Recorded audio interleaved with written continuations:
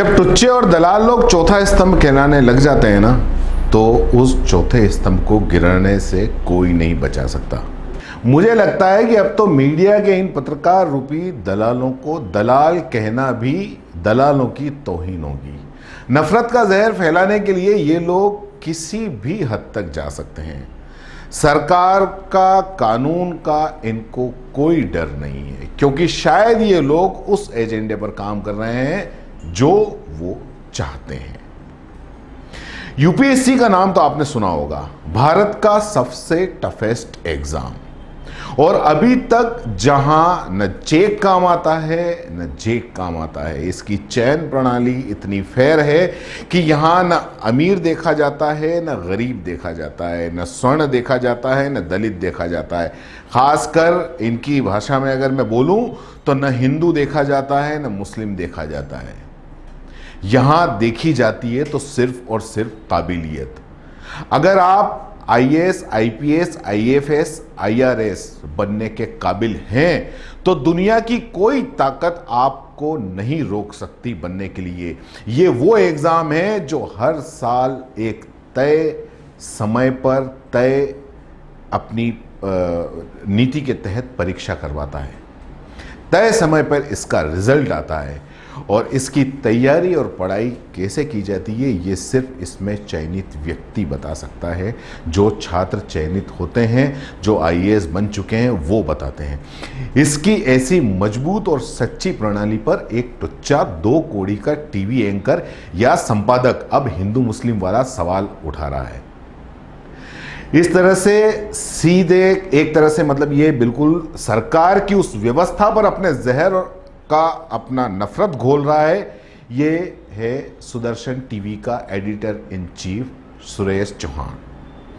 सुनिए इसके आने वाले प्रोग्राम का इंट्रो जो इसने 25 अगस्त को अपने ट्विटर हैंडल पर शेयर किया था। सुदर्शन टीवी क्या है, इसको कौन चलाता है, ये किसी से छुपा नहीं है, लेकिन क्या ये लोग इसी तरह जहर फैलाते रहेंगे?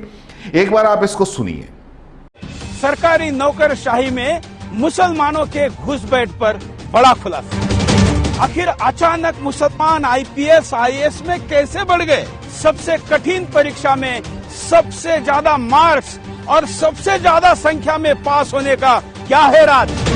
सोचिए, जामिया के जिहादी अगर आपके जिलाधिकारी और हर मंत्रालय में सचिव होंगे तो क्या होगा? लोकतंत्र के सबसे महत्वपूर्ण स्तंभ कार्यपालिका पर कब्जे का पर्दाफाश। देखिए, नौकरशाही जिहाद पर हमारा महाअभियान शुक्रवार 28 अगस्त रात 8 बजे से बिंदास बोल में मेरे साथ। ये अपने इस कार्यक्रम में क्या मनगढ़ंत झूठ फैलाएगा, इसका अंदाजा आप इसके इस इंट्रो से लगा सकते हैं। मतलब एक घटिया सोच का इंसान देश की प्रणाली, देश की परीक्षा प्रणाली, उच्च परीक्षा प्रणाली, देश की उच्च जो परीक्षा है उसकी चयन प्रणाली, देश के सर्वोच्च परीक्षा सिस्टम पर सवाल खड़े कर रहा है, संविधान पे सवाल खड़े कर रहा है, और सत्ता में बैठे लोग इसका ये नफरत भरा तमाशा देखेंगे और इसके खिलाफ कोई कार्रवाई नहीं की जाएगी। टीवी पर यह जहर बांटेगा, इसको बांटने दिया जाएगा, इस पर कोई कार्रवाई नहीं होगी। हालांकि ये हमेशा जहर ही बांटता है, लेकिन इस बार इससे देश की उस उच्च शिक्षा प्रणाली पर हमला किया है जो हर भारतीय युवा का मान है, हर भारतीय युवा का सपना है।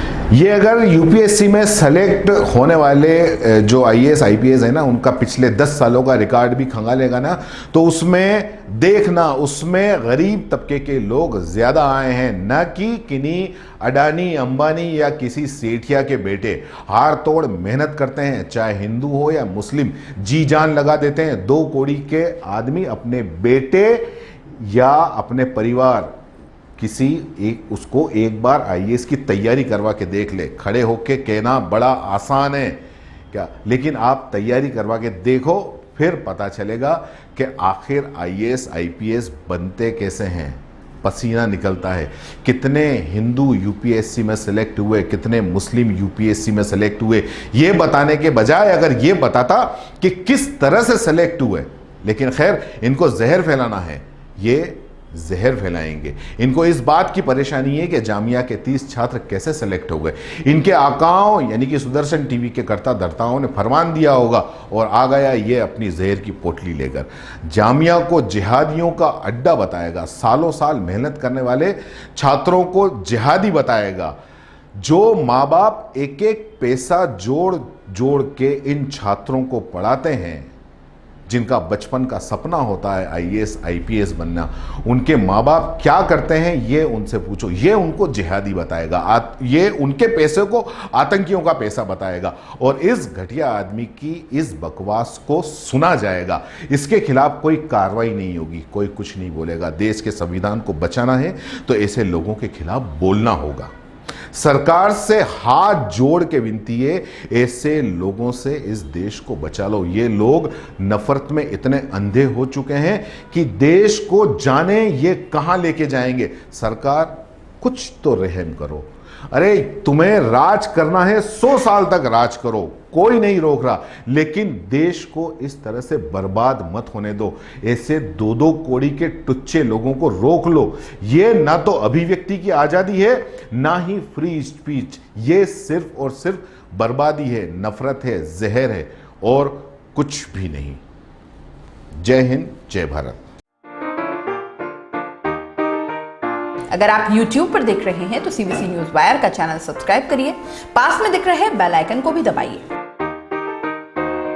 ताकि जब भी हम आपके लिए कोई खबर, कोई जानकारी लेकर आए तो सबसे पहले आपके पास नोटिफिकेशन पहुंचे।